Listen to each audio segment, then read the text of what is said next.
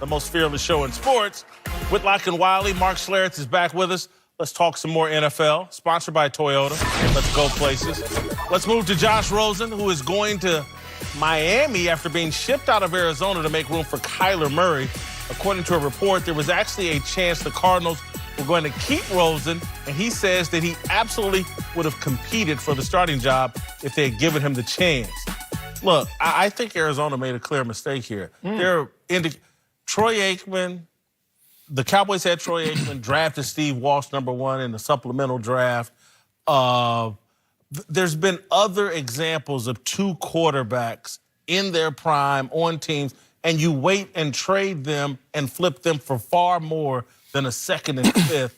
They should have held on to Josh Rosen and traded him when someone got hurt during the season or during training camp or this summer, rather than panicking and moving him now. Yeah, that's one way to play it. I would have played it exactly how Arizona did, though. This is a position that's not a rotational position. So once we designate our guy, the other guy's just sitting there, maybe a couple plays, wildcat here or there, something random, but not even these two type of quarterbacks. I wouldn't see them playing much. So if you think about it, how does Josh Rosen increase his value? He was the 35th ranked quarterback of 35 qualified quarterbacks last year. He's not going to beat out the guy you're rooting for in Kyler Murray, who you just drafted #1 overall. So I think they got as much as they could and also kept it clean in that meeting room for Kyler Murray to flourish. Yeah, I think there's a couple of things here. You could keep him, certainly, and hope that somebody gets hurt.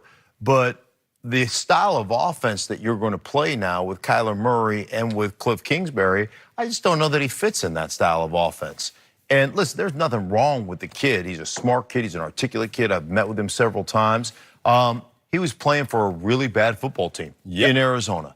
And sometimes the best thing you can do is rip off the Band-Aid. You're going in a different direction. Give the kid another chance. Sometimes that resonates best in the locker room other than holding the kid down and holding him for ransom. Because it makes you look at the organization going, really, this is what you're going to do to the kid? You just drafted him 10 overall. You already fired a coach that we actually liked, but you didn't give him much of a chance. I think it's good just to get him out of the building and say, we went in a different direction, and we're moving forward. Eagles held on to Sam Bradford and drafted Carson Wentz, traded Sam Bradford after I think the Vikings had problems, got a first-round pick for. Again, I go back to Steve Walsh. The Cowboys in '90, I think, flipped him for a first, second, and third-round pick. I don't think they should have been in a rush to get rid of Josh Rosen. Well, that serves the Dolphins and Josh Rosen more than it does the Arizona Cardinals. But the flashes from Sam Bradford were brighter and more extensive than Josh Rosen last year, and he wouldn't have opportunity to go forward to show you that again because of the offense and the style of play. So whatever you thought of Josh Rosen last year, which by the numbers was the worst quarterback that qualified, how could he make it any better? I think second round is about as high as it's going to get. Yeah, I think it would. Well, I think you make a good point about holding on. If somebody is desperate, maybe you get more, but you don't get more this year. You get more next draft. You get more, and they're a football team. Having called 5 of their games, they were awful. And so for them, they're looking at how can we get more dynamic now? We got a different quarterback. We're going in a different direction. How can we get more dynamic now? They got a second-round pick. They turned it into that Isabella kid, I think is his name, that can flat run. So they're looking at, we've got to build now. If you're general manager Steve Keim and you went through what you went through the last year and your team was that bad, listen, you're fighting for your general managing life right now. And so that's the direction they went in. And let's not make light of you get a second rounder and a fifth rounder on your squad going forward versus respectfully a dead weight backup quarterback because he's not going to get opportunities out there. So you get some personnel. All right, before we go, I'd like to say a word or two about Kyler Murray and a story written about him by ESPN's The Undefeated website. The story is headlined, Why Kyler Murray will face more pressure than most #1 picks. The author, Jason Reed, rather predictably pointed to race, writing, Murray, however, will face an additional level of scrutiny. The fact is, he's on a path few black men have the opportunity to travel. At this point in the article, there was a musical interlude by the Fisk University Jubilee singers, Swing Low, Sweet Chariot, coming forth to carry me home. Since 2007, there have been 9 quarterbacks selected #1 overall in the NFL draft.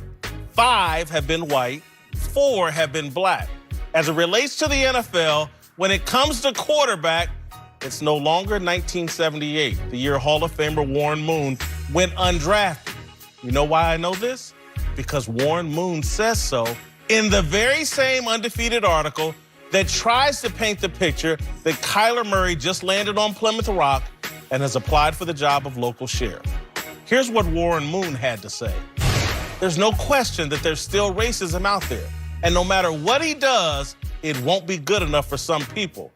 But that's really more outside of the game. At this point, that's really more with some people in the media. The people inside the game, the ones actually making the decisions, will see how he plays, how he leads, and reach their conclusions. Let me translate that for you. There's more bigotry in the media than in the NFL. There's an unnatural, illogical, and unhealthy obsession with race in modern American media. Social media rewards divisive race baiting, and the mainstream media are addicted to social media rewards. If the media behave properly, here's the gist of an accurate story on Kyler Murray and race. Kyler Murray's rise to #1 signals the golden era of black quarterbacks. Murray is a symbol of an amazing American progress, at least in the NFL. Things are getting better. The Arizona Cardinals ditched a 22-year-old white quarterback they traded up to get 1 year ago to select a 5'10" black one-year college starter.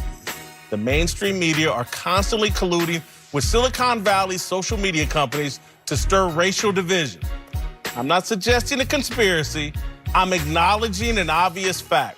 The easiest path to social media relevance is racial demagoguery. And no group craves social media relevance more than members of the American media. The media are rabbits chasing the Northern California race-baiting carrot. In pursuit of 1 million followers, former CNN host Soledad O'Brien has followed 452,000 people, tweeted nearly 70,000 times, and litters her page with this kind of race baiting. If we were still playing this game, he congratulated the white guy who's the #2 draft pick, but not the black guy who's the #1 draft pick. O'Brien is using race to troll our president. She's hoping to ride that social media wave and be the next Jamel Hill. It's a formula that always works on Twitter. O'Brien received 18,000 retweets and 70,000 likes. She's beyond thrilled. The extra pressure on Kyler Murray and black quarterbacks isn't from the NFL, it's from the American media, intent on using them as tools to increase social media traction by dividing Americans along racial lines. More speak for yourself. Next.